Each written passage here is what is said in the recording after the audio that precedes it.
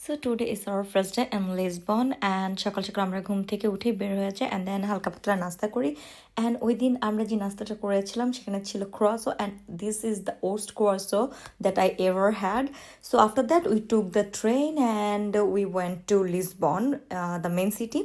Basically আমরা সেতুবালে stay করেছিলাম যেহেতু আমরা আগের দিন আমাদের অ্যাকোমোডেশনটা বুক করেছিলাম। Basically all of sudden weather change হয়ে যায় অ্যান্ড ওই উইকটা খুবই সানি ছিল, দ্যাটস ওয়াই অনেক বেশি ট্যুরিস্টের চাপ ছিল, দ্যাটস ওয়াই খুব ফার্স্ট লিসবনের বা আশেপাশের অ্যাকোমোডেশনগুলি বুকড হয়ে যায়। আর আমরা তো ভাবছিলাম যে যাই হোক ফাঁকাই তো আছে, ওকে করতে করতে আমরা আমাদের ফ্লাইটের আগের দিন রাতে বুক করি। তো যাই হোক আমি খুব সুন্দর একটা পিঙ্ক কালার ড্রেস পরেছি, এবার ট্রিপে আমি ট্রাই করেছি কালারফুল ড্রেস রাখতে। সো স্টেশনে গিয়ে আমরা সবাই একত্রিত হব, মানে সোহর যে বাকি ফ্রেন্ডসরা আছে সবাই। অ্যান্ড আমি আমাদের আগের ভিডিওটাতে বলেছিলাম যে আমাদের এই ট্রিপটাতে এই 3 দিনই আমরা পর্তুগালের কমন বাট ফেমাস টুরিস্ট স্পটগুলি ভিজিট করবো অ্যান্ড নেক্সট টাইম আমরা interesting and adventurous place visit করবো। সো যাই হোক সবাই একত্রিত হয়ে আমরা চলে যাই লাঞ্চ করতে, যেহেতু লাঞ্চ টাইম হয়ে গিয়েছিল তখন। আমরা বাসা থেকে বেরই হয়েছিলাম 12টা বাজে। But I have to must say পর্তুগালে আমরা যত জায়গাতে খাবার খেয়েছি তার মধ্যে মোস্ট অফ দি এক্সপিরিয়েন্সই আমাদের ভালো ছিল, একটা প্লেস বাদে।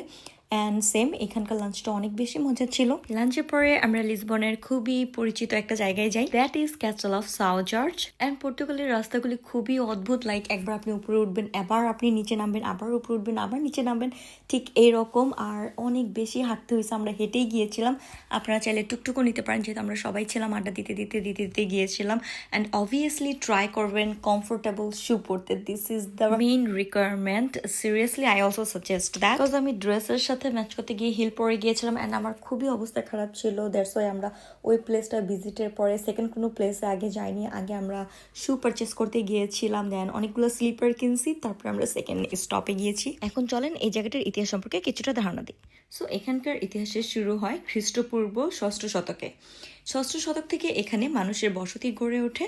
রোমান, ভিসিগত আর পরে মুররা মানে মুসলিম শাসকরা এটিকে সামরিক দুর্গ হিসেবে ব্যবহার করে।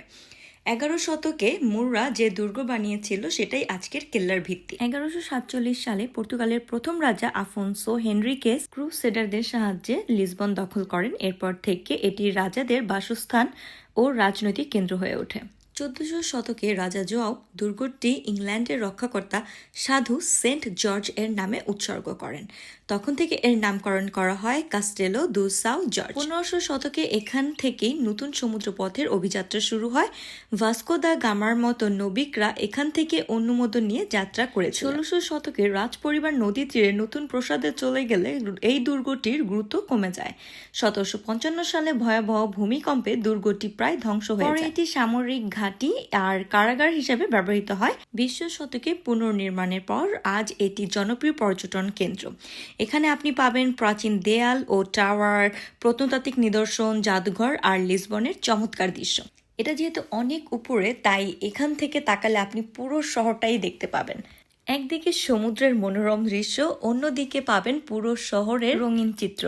এই সাও জর্জ কেল্লা লিসবনের 7টি পাহাড়ের মধ্যে সবচেয়ে উঁচু পাহাড়ের উপর অবস্থিত, যেটি কাস্টেলো পাহাড় বা কলিনা দো কাস্তেলো নামে পরিচিত।